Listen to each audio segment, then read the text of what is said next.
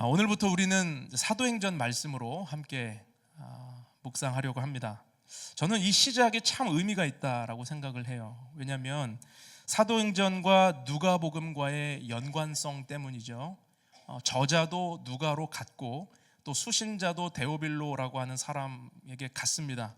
그리고 더 중요한 것은 누가복음은 예수님의 탄생부터 공생애, 그리고 부활, 십자가, 부활, 그리고 승천까지의 내용을 빠짐없이 기록한 책이잖아요. 예수님의 복음 자체가 그 안에 다 담겨 있습니다. 그런데 그것으로 끝나지 않고 사도행전에서는 뭐가 이어지죠? 그 복음의 능력을 경험한 자들이 멈추지 않고 증인으로 살았던 이야기, 그것이 교회가 어떻게 확장되었고 어떻게 복음이 뻗어나갔는지에 대한 이야기로 우리가 그 내용을 살펴보기 때문에 많은 의미가 있는 것 같습니다. 그런데 이 시작이 더 특별한 이유는 우리 주는 교회가 창립 3주년을 앞두고 있기 때문이죠. 지난 3년을 돌아보면요, 정말 이 교회를 향한 하나님의 신실하심과 하나님의 돌보심이 정말 너무 놀라웠어요. 때로는 막막하고 두렵고 뭘 어떻게 해야 될지 몰라서 어려웠던 적도 많이 있었지만 하나님은 한 번도 우리를 내버려 두신 적이 없고 가장 선한 목자셨고 가장 좋은 인도자가 되어 주셨습니다. 그런 의미에서 오늘 본문은 우리에게 더욱 특별하게 다가오죠. 제자들은 예수님과 3년 동안 동행했습니다. 그들에게 3년은 평생 잊지 못할 시간이었습니다. 그런데 예수님 옆에서 보고 듣고 배우고 경험했던 모든 것들이 그냥 그대로 끝나는 것이 아니라 그 3년의 훈련이 이제는 사명의 자리에서 쓰임받아야 된다라고 하는 도전을 받는 자리에 그들이 서 있다는 거죠. 우리 교회도 마찬가지입니다. 지난 3년 하나님이 우리를 교회가 되게 하셨다면, 또 하나님이 특별한 은혜와 공급하심으로 우리를 인도하셨다면 이제는 우리도 더 분명한 사명의 자리로 나아가야 한다라는 것이죠. 그래서 저는 제자들의 이야기가 2000년 전에 승천을 앞두고 있는 그 산에서 이루어진 이야기로 보이지 않더라고요. 이 메시지는 우리 교회에게 주시는 메시지구나.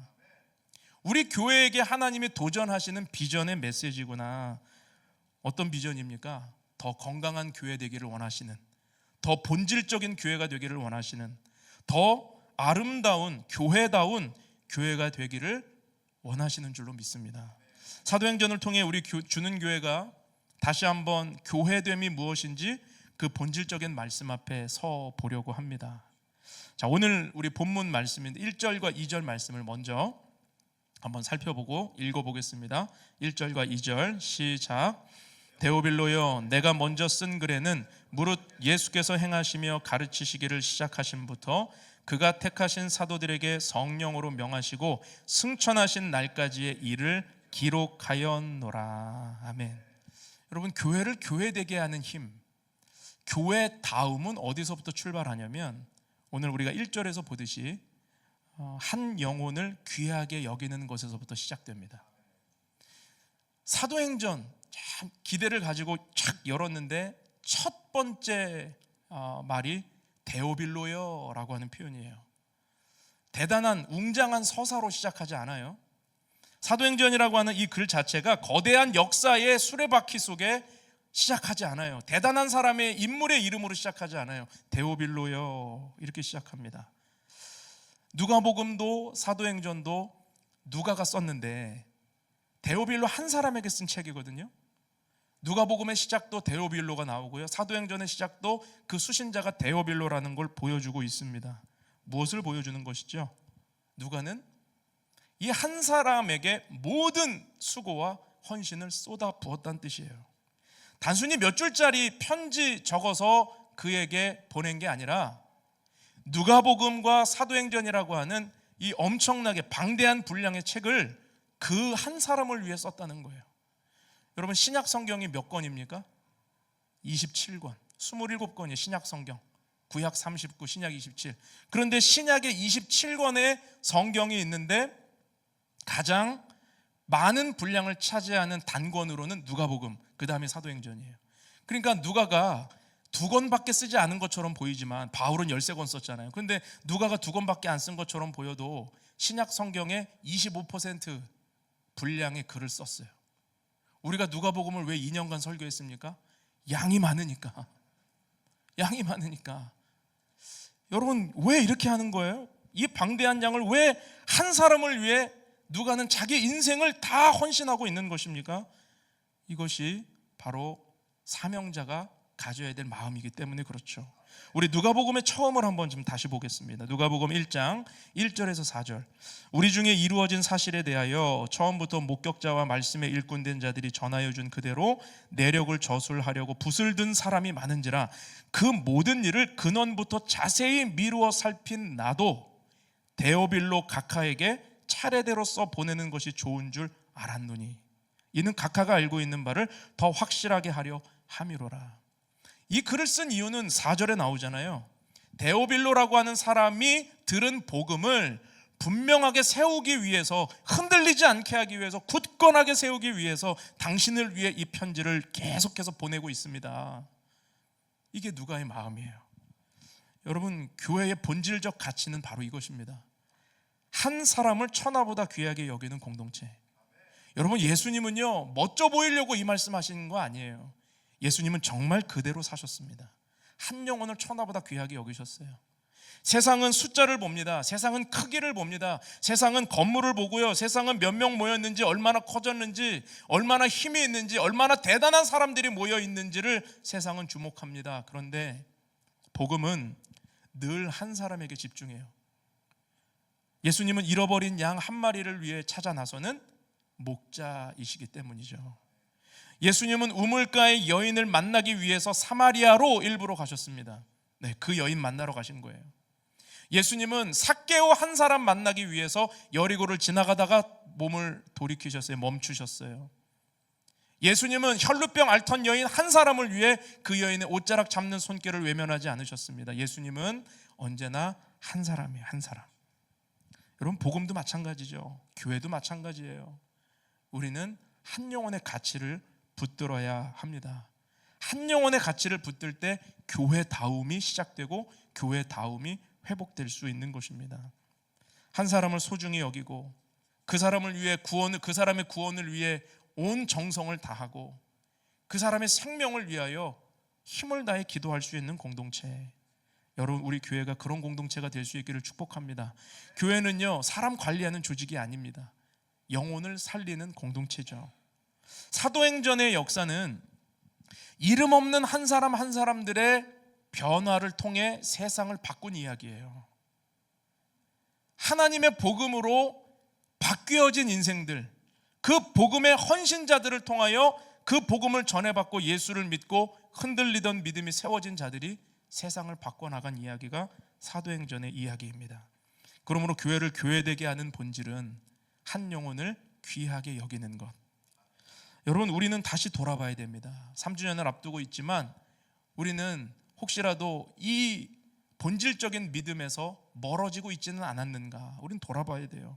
교회가 바빠질수록 영혼보다 일이 앞서고 있지는 않았는지, 사역이 많아질수록 사람보다 시스템이 더 중요해지고 있지는 않았는지, 행사가 많아질수록 한 사람의 아픔을 놓치고 방관하고 있지는 않았는지, 여러분, 우리는 돌아볼 때입니다. 예수님은 오늘 우리에게 데오빌로 한 사람을 맡기셨어요. 여러분의 가정에 데오빌로가 있을 수 있고요, 우리 직장에 데오빌로가 있을 수 있고, 또 우리 셀에 데오빌로가 있을 수 있어요. 여러분, 우리에게 맡기신 그 데오빌로 한 사람, 그 영혼을 위해 헌신하고 쏟아붓는 것, 그것에서부터 우리의 믿음이 출발할 수 있기를 주님의 이름으로 축원합니다. 교회는 대단한 사명 붙들기 이전에 한 영혼을 어떻게 바라보는가를 점검해야 됩니다. 우리 주는 교회가 정말 하나님 우리에게 보내신 데오빌로 한 사람을 위해 눈물과 사랑과 수고와 헌신을 아끼지 않는 복된 공동체가 될 수 있기를 축복합니다. 두 번째는, 교회다움은 성령의 권능으로 충만할 때 나타난다는 거예요. 우리 본문 3절에서 5절 말씀인데 한번 같이 한번 읽어볼까요? 시작. 그가 고난받으신 후에 또한 그들에게 확실한 많은 증거로 친히 살아계심을 나타내사 40일 동안 그들에게 보이시며 하나님 나라의 일을 말씀하시니라. 사도와 함께 모이사 그들에게 분부하여 이르시되 예루살렘을 떠나지 말고 내게서 들은 바 아버지께서 약속하신 것을 기다리라. 요한은 물로 세례를 베풀었으나 너희는 몇 날이 못되어 성령으로 세례를 받으리라 하셨느니라. 자, 3절을 보시면 예수님은 부활하신 후에 며칠을 계셨다고요? 40일. 40일을 제자들에게 나타나셔서 무슨 말씀을 하셨냐면 하나님 나라의 일을 말씀하셨대요. 하나님 나라의 일이 뭡니까? 그게 복음 전하는 거예요. 하나님 나라의 일이라는 것은 예수님의 부활과 생명을 전하라는 거예요. 그 일이에요, 그 일. 그 일을 40일 동안 말씀하셨다는 거죠. 자, 그러면 제자들이 귀에 못이 박히도록 들었어요. 3년을 들었고 또 나머지 공부 40일을 또 한 거예요. 그럼 이제 가서 전하면 되잖아요. 근데 예수님은 바로 전하는 게 아니라 오늘 보니까 예루살렘을 떠나지 말고 기다리라 그래요. 기다리라. 요한은 너희에게 물로 세례를 주었지만 성령은 너희는 몇 날이 못되어 성령으로 세례를 받으리라. 약속하신 성령을 기다리라. 왜 예수님은 그렇게 못이 박히도록 그들에게 전하라고 하셨으면서 기다리라는 말씀을 또 주셨을까? 제자들의 지금 현 상태를 우리가 한번 잠깐 살펴봐야 됩니다. 제자들은요, 예수님과 오래 동행했고 많이 배웠고 많이 경험했고 40일 추가로 교육받았지만 여전히 그들은 믿음이 흔들리고 있었어요. 이것을 가장 잘 보여주고 있는 장면이 마태복음 기사입니다. 마태복음 마지막 장을 보면 이제 예수님이 승천하시기 직전에 그들이 어떤 상태인지를 보여줘요. 우리 마태복음 28장 16절에서 17절 말씀 같이 한번 읽어보죠. 시작. 11 제자가 갈릴리에 가서 예수께서 지시하신 산에 이르러 예수를 배웁고 경배하나 아직도 의심하는 사람들이 있더라. 아직도 의심하는 사람들이 있더라. 이런 거 보면 참 너무 막 마음이 그렇죠. 뭐야 도대체 이 사람들은? 부활도 봤잖아요. 지금 부활하신 주님이 하루만 나타난 게 아니라 40일 동안 나타나셨대요. 40일. 그럼 좀 부활에 좀 익숙해져야지. 아니에요? 부활이 익숙해져야죠. 부활이 익숙해져야지. 그건 뭐 아직도 의심하면 어떻게 하겠다는 거예요 도대체. 근데 그들의 현 상태가 아직도 의심하고 있더라. 여러분, 무엇을 보여주는 것입니까? 오래 믿은 것 자체가 능력이 아니라는 거죠. 많이 들은 것 자체가 능력이 아니라는 거예요. 교회 오래 다녔다고 저절로 믿음 좋아지고 담대해지고 저절로 증인되고 저절로 세상에서 영향력 있는 크리스찬으로 살아가는 게 아닙니다. 오래 다닌 거, 오래 믿은 거 아니에요. 뭐가 필요해요? 성령이 필요한 거예요. 성령 없이는 안 된다는 거예요. 성령이 계셔야만 예수를 주라 시인할 수 있고 성령이 있어야만 증인의 삶을 살아갈 수 있기 때문에. 그래서 바울이요, 고린도전서 12장에서 이 성령의 중요성은 어떻게 말하고 있냐면 우리 고린도전서 12장 3절을 보죠. 그러므로 내가 너희에게 알리노니 하나님의 영으로 말하는 자는 누구든지 예수를 저주할 자라 하지 아니하고 또 성령으로 아니하고는 누구든지 예수를 주시라 할 수 없느니라. 자, 성령이 아니고는 예수를 시인할 수 없대요. 근데 이게요, 그냥 단순한 믿음이 아닙니다. 바울이 이야기하는 이 믿음은 순교할 수 있을 만한 믿음이에요. 그러니까 만약에 제자들이 성령 받지 않고 나가서 전했다면 또다시 베드로와 같은 일이 벌어진다는 거예요. 부인하고 공에 잡혀가면 딴소리하고. 성령 없으면 안 된다는 거예요. 성령이 있어야, 성령이 계셔야 그들이 핍박 앞에서도 예수를 주라 부인하지 않는 거예요. 그거를 말하고 있는 거예요. 그 믿음을 성령이 주신다는 거죠. 여러분, 교회도 그렇고 개인의 신앙도 그렇고 성령을 받아야 됩니다. 성령으로 사역해야 되고 성령으로 사명을 감당해야 됩니다. 여러분, 교회의 위기가 무엇입니까? 예배 인원이 줄고 재정이 부족하고 사역할 때 힘이 없고 뭐 프로그램이 없고 운영이 어려움이 오면 그게 교회의 위기입니까? 아닙니다. 그건 그냥 교회의 어려움이지 위기는 아니에요. 진짜 교회의 위기는 뭐냐면 성령을 사모하는 자가 없을 때, 성령을 간절히 사모하는 자가 없을 때 그게 교회의 위기고요. 성령이 느껴지지 않을 때 그게 진짜 교회의 위기입니다. 여러분, 우리는 착각하면 안 돼요. 교회는 성령으로만 되는 거예요. 성령으로만. 성도의 힘도 성령으로만 하는 것입니다. 교회를 교회되게 하는 힘은 숫자가 아니고 프로그램이 아니고 조직력이 아니고 오직 성령이 있는 것입니다. 그래서 오늘 8절 말씀이 사실상 사도행전의 핵심 구절인데 우리 같이 한번 읽어보죠. 시작. 오직 성령이 너희에게 임하시면 너희가 권능 받고 예루살렘 온 유대 사마리아와 땅끝까지 이르러 내 증인이 되리라 하시니라. 오직 성령이라는 거예요. 오직 성령을 받아야 권능을 받고 예루살렘 온 유대 사마리아 땅끝까지 이르러 내 증인 되리라. 여러분, 여기서 권능이라고 하는 단어가 그 유명한 두나미스라는 단어잖아요. 헬라어 두나미스. 두나미스에서 어떤 영어 단어가 나와요? 다이나마이트, 폭발적인 힘. 그러니까 두려움과 의심으로 콘크리트 쳐져 있는 내 믿음에 성령께서 들어오시면 거기서 폭발적으로 그 두려움과 의심을 깨버리신다는 거예요. 그러니까 아직도 의심하는 사람들이 있더라. 예수님 40일 부활한 거 보고 살았어도 아직도 콘크리트 같이 깨지지 않는 그 의심을 성령만이 깨신다는 거예요. 성령만이. 여러분, 그래서 우리는 성령을 구해야 하는 줄로 믿습니다.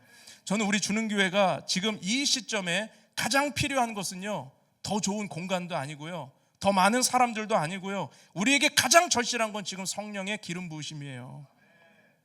우리 교회가 성령 없으면 안 되는 거예요. 예배, 봉사, 찬양, 섬김, 셀 모임, 전도와 선교. 어떤 분들은 그래요. 목사님, 셀을 더 자주 바꿨으면 좋겠어요. 사람들을 이제 뭐 이렇게 한 바퀴 돌고 이렇게 기도 제목 나누고 하면 뭐 다 이렇게 숟가락이 몇 개인지도 알만큼. 정말 숟가락이 몇 개인지 아세요? 그건 좀 오버한 것 같은데. 근데 좀 익숙해지기 전에 또 새로운 사람 만나고 해야 될 것 같아요. 근데 제가 이해는 되는데 이런 생각이 들어요. 만약에 모임에 매너리즘에 왔다면 그거는 관계의 문제가 아니라 성령의 문제 아닙니까? 성령이 없이 교제하면요, 죄인들끼리 상처만 주고받아요. 성령이 계셔야 날마다 새로워요. 성령이 계셔야 맨날 만나는 사람들 새로워요. 기뻐요. 또 만나고 싶어요. 그게 성령의 역사입니다. 억지로 못하는 거예요. 성령이 있어야 돼요. 교회는 반드시 성령이 있어야 돼요. 그래야 성령으로 일해야 지치지 않고, 성령으로 일해야 밤을 새도 행복하고. 여러분, 이런 은혜를 한번 경험해 보셨습니까? 기계가 망가지는 건요, 오래 사용해서가 아니래요. 기계가 망가지는 건 정비를 잘 안 해서. 근데 정비는 항상 기름과 연관이 되어 있거든요. 자동차도요, 오래 탄다고 다 망가지는 거 아닙니다. 아직도요, 옛날 그 스텔라 돌아다녀요. 특정 브랜드를 말했나요? 스텔라 아십니까? 스텔라 아직도 돌아다녀요. 저희 동네 저 한 2번 봤어요. 대단해요, 그분. 근데 어떻게 그렇죠? 그 30년 된 차가 어떻게 돌아다니죠, 지금? 기름칠을 잘해서. 여러분, 우리 신앙도 마찬가지예요. 오래 믿었다고 매너리즘이 오는 거 아니에요. 성령이 떨어지면, 성령의 기름이 없으면 그렇게 되는 것입니다. 여러분, 오늘 우리가 혹시 성령의 기름이 내 안에 굳어져 있지는 않는지, 내가 그냥 익숙함으로만 신앙생활하고 있지 않는지 우리 돌아봐야 되는 것입니다. 성령 없이 일하면 지치고요, 성령 없이 섬기면 억울해지고요, 성령 없이 교제하면 상처받아요. 얼마 전에 누가 그래요. 목사님, 요즘 괜찮으세요? Are you okay? 그래요. 제가 별로 괜찮지 않아 보이나 봐요. 그래서 아니, 왜요? 아니, 목사님 요즘 하루도 쉬는 날이 없는 거 아니에요? 그건 그래요. 도심기도회 시작했더니 이제 월요일도 모시고 말씀 준비해야 된다고. 그러네요. 근데 여러분, 제가 만약에 목회를, 제 사역을 억울한 감정으로 한다면 어떻게 될까요? 하루도 못해요, 진짜. 저하고 한번 바꿔보시죠. 바꿔서 한번 살아보죠. 억울하면 못합니다. 억지로 못하는 거예요. 제가 느꼈어요. 왜 나는 억울하지 않았지? 왜 나는 또 한다고 그랬지? 왜 나는 지금 막 힘들거나 막 그러지 않지? 어떤 분 또 그래요. 목사님 그렇게 비타민을 왕창 드시니까 안 힘들지. 여러분, 비타민 먹어도 감기 걸립니다. 비타민 때문이 아니고, 여러분, 제가 돌아봤어요. 성령이구나. 제가요, 아무리 바빠도 새벽 예배 시간에 하나님께 빼놓지 않고 매일 기도하는 게 뭐냐면, 첫 번째는 하나님 긍휼히 여겨주십시오. 저는 아무것도 할 수 없습니다. 긍휼히 여겨주십시오. 그 다음에 구하는 게 성령의 기름 부으심이에요. 성령님 기름 부어주십시오. 그래서 날마다 이 사명이 기쁘게 하시고 감사하게 하시고 지치지 않게 하시고, 우리 성도들에게 그 기쁨 전할 수 있게 해주십시오. 그게 제 기도 제목이에요. 여러분, 이거 억지로 못하는 거예요. 목회 억지로 못해요. 신앙생활도 억지로 못합니다. 기쁘게 할 수 있는 이유는 그 답은 성령의 기름 부으심에 있기 때문이죠. 선교사님들 혹시 만날 기회가 있으면 한번 물어보세요. 어떻게 그렇게 어려운 데서 사시냐고. 그분들 뭐라고 그러실까요? 아유, 저는 괜찮은데요, 저는 기쁜데요. 우리 레바논이 지금 좀 난리가 났잖아요. 지금 이스라엘이 그 헤즈볼라 공습 때문에 레바논의 여러 지역에 동시에 미사일 타격을 해서, 제가 그 기사를 접하자마자 우리 박기창 선교사님한테 바로 연락을 했어요. 선교사님 괜찮으세요? 괜찮아요? 기도 제목 있으면 알려주시고 저희가 긴급하게 기도하겠습니다 그랬어요. 근데 선교사님이 답을 잘 안 해. 그래서 뭐지? 어떻게 된 거지? 근데 이제 답이 왔는데 잘 지내고 있다는 답이에요. 그리고 감사하게도 선교사님 계신 지역은 안전해서 난민 학교도 정상 운영되고 우리 주는 양계장도 안전하다는 거예요. 너무 감사하다. 근데 저는 어떤 마음이냐면, 선교사님 혹시라도 거기 어려워지면 난민들하고 그 닭 다 잡아 드셔도 돼요. 죄송해요, 여러분하고 상의 안 하고 이런 얘기했어요. 근데 그 진짜 제 마음이에요. 정말 거기 어려워지면 그 닭 지키려고 애쓰지 말고 그냥 닭들에게 미안한가? 참 잡아 드세요. 정말 그래요. 근데 여러분, 그거 억지로 못합니다. 선교사님 그 밤에 폭탄 떨어지는 게 불빛으로 보인대요. 거기서 살 수 있어요? 억지로 살 수 있어요, 여러분? 누가 뭐 일확천금 준다고 하면 거기 살아요? 못 살아요. 성령 때문에 사는 거예요. 성령 때문에. 성령 때문에 거기 간 거고, 성령 때문에 거기 지키고 있는 거고, 성령 때문에 그 폭탄이 떨어지는 정말 그 현장 속에서도 살아갈 수 있는 것이죠. 억지로 못하는 것입니다. 누가 말릴 수도 없는 것입니다. 여러분, 우리 이런 신앙생활 해야죠. 어떻게 하면은 목사님 전화 안 받을까, 이런 거 하면 안 되죠. 더 시켜주세요, 목사님. 더 필요한, 우리 교회 일손 많이 필요하지 않아요? 누가 이런 얘기 하는 줄 아세요? 성령 충만한 사람이. 근데 이제 카톡 보내면 저녁에 다 보고 막 이러면 목회자 막 낙심돼. 아침에 보낸 카톡을 저녁에 답을 해. MG도 아니고. 여러분, 우리도 마찬가지입니다. 성령 구해야 됩니다. 지금 신앙생활에 매너리즘 오신 분이 계시다면, 여러분, 그건 사람 문제가 아니에요. 상황 문제가 아니에요. 환경이 아니에요. 성령의 기름이 없는 거예요. 여러분, 교회는 성령으로 되고 시스템으로 되는 거 아니고 조직으로 되는 거 아니고, 교회는 성령으로, 신앙도 성령으로, 오늘 내 인생도 성령을 받아야만 충만해지는 줄로 믿습니다. 우리 마지막 메시지는 교회다움은 어디에서 오느냐? 증인의 사명으로만 일어날 수 있다는 것입니다. 다시 말해서 교회는 사명 붙들 때 교회다워져요. 교회가 건물 지키고, 교회가 사람 지키고, 교회가 그냥 어떤 행사 지키는 데 전락하면 교회다움을 잃어버립니다. 교회다움은 주님 맡기신 증인의 사명으로 확인되는 거예요. 오늘 제자들을 한번 보세요. 6절 말씀을 보면 제자들이 예수님께 질문을 하는데, 어떤 질문을 하냐면, 주께서 이스라엘 나라를 회복하심이 이때이니까? 나 진짜 이런 거 보면요, 막 제자들 막 한 대 때리고 싶어요. 아니, 물어볼 질문이 없어서 이런 걸 질문해요. 지금 예수님 승천하시는데 이게 무슨 질문인 줄 아세요? 자기들의 민족 문제, 정치 문제, 현실적 기대를 여전히 그들의 시선은 땅에 있다는, 땅에. 이스라엘의 회복이 지금입니까? 그러니까 예수님 뭐라고 그러세요?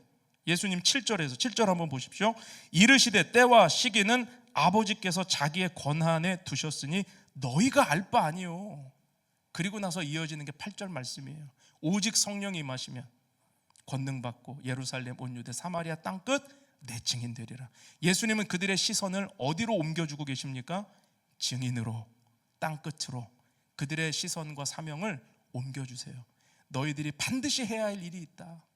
너희들이 반드시 가야 할 곳이 있다. 거기가 땅끝이다 말씀하시는 거예요. 여러분, 교회의 사이즈는요, 땅끝입니다. 여러분의 인생의 사이즈도 땅끝이 될 수 있기를 축복합니다. 우리가 서초동으로 이사 와서 여기 포드에서 어른들 예배드리고 비전센터에서 애들 예배드리잖아요. 부모님들이 한 두세 번 왔다 갔다 하나 봐요. 셀 모임까지 하려면. 어떤 분이 목사님 너무 힘들어요. 주차하려면 또 서울고 가고 막 힘들어요. 여러분 사이즈를 좀 넓히세요. 그래서 땅끝 못 가요. 300m 어려워하면 땅끝 못 가요. 사이즈를 넓혀야 된다고. 우리 사이즈를. 여러분 땅끝 가야 돼요. 또 어떤 분은 막 이래요. 이 땅끝이 사실은 가장 내 원수, 내 옆에 있는 사람, 그 사람이 땅끝이라고. 나 이런 얘기 들으면 정말 힘들어요. 정말. 아니 문해력이 안 돼요. 이 땅끝이 그 땅끝이에요? 실제적인 땅끝이에요. 이거 실제적인 우리가 가야 죄송합니다. 우리가 가야 하는 곳이에요. 물론 은유적으로 내 옆 사람도 땅끝이죠. 그러나 실제적으로 그들이 가야 되는 곳은 밟아야 되는 땅끝이라는 거예요. 여러분 교회가 땅끝까지 가는 증인의 사명을 붙들어야만 교회다움이 회복될 줄로 믿습니다. 교회는 구호단체도 NGO도 자선단체도 아니에요. 물론 교회가 구제해야 됩니다. 어려운 사람 도와야 됩니다. 그러나 교회의 첫 번째 사명은 영혼 구원에 있는 것입니다. 교회의 존재 목적은 복음을 전함으로 영혼을 구원하는 데 있는 것입니다. 이 땅에 그리스도의 푸른 계절이 오도록 그 비전 품고 달려가는 게 교회의 사명이라는 거죠. 어떤 분들은 또 이렇게 얘기해요.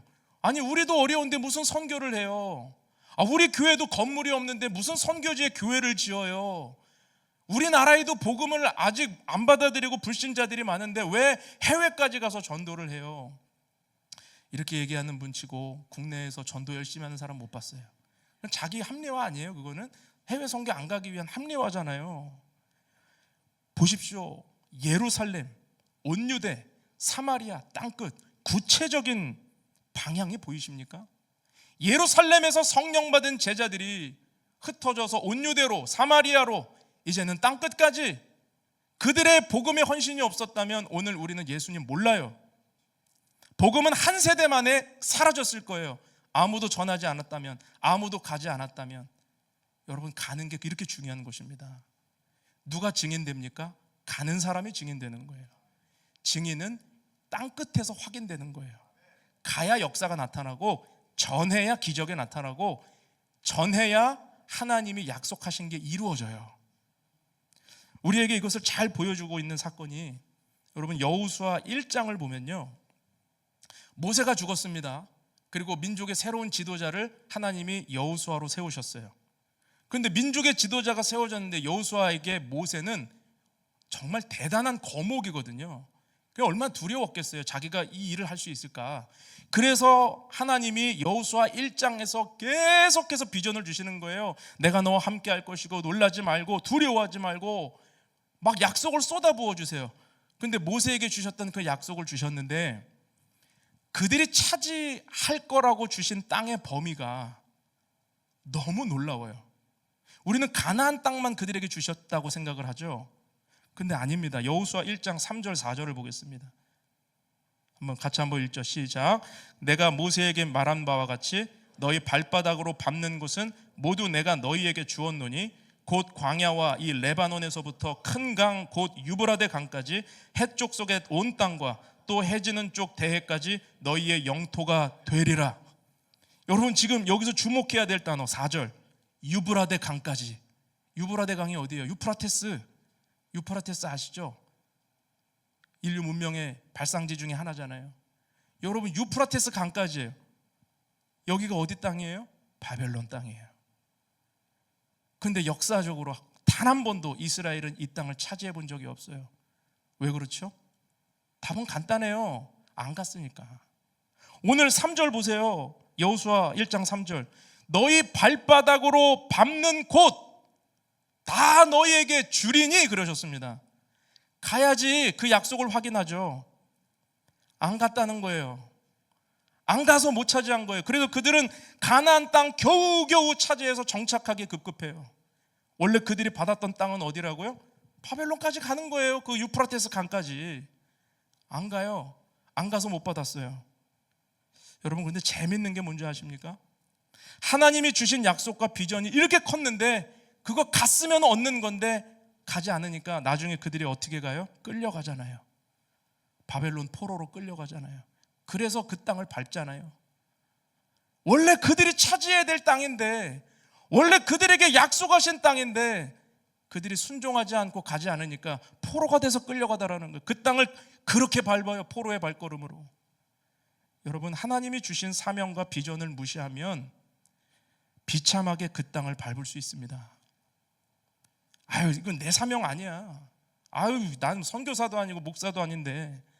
여러분, 정말 그렇게 생각하시면 안 돼요.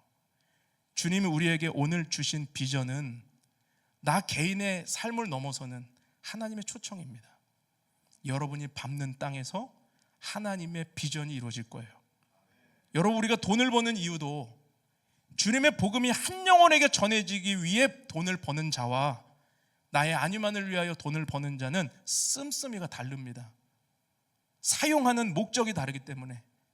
여러분, 하나님이 복을 주신다면 누구에게 복을 더 주시겠어요? 단순한 이야기로 내가 복음 전하는 인생을 살기 시작하면 내 삶에 하나님이 파이프라인을 꼽아주시고 내가 너를 통하여 그 일을 이루겠다 하시지 않겠습니까? 하나님 앞에 거래하라는 이야기가 아니라 이게 우리에게 주신 본질적인 사명이잖아요.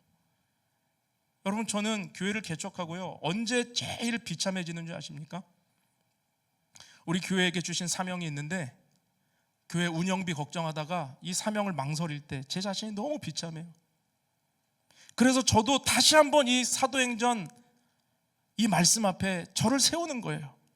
우리 교회의 주인은 하나님이시고 우리 교회를 이끌어 가시는 분은 하나님이시고 우리 교회는 성령 아니면 안 되고, 그리고 그 사명 앞에 설 때만이 교회됨이 회복된다. 여러분, 우리 교회가 어떤 분은 또 그래요. 아, 작은 교회가 참 사부작 뭘 많이 한다.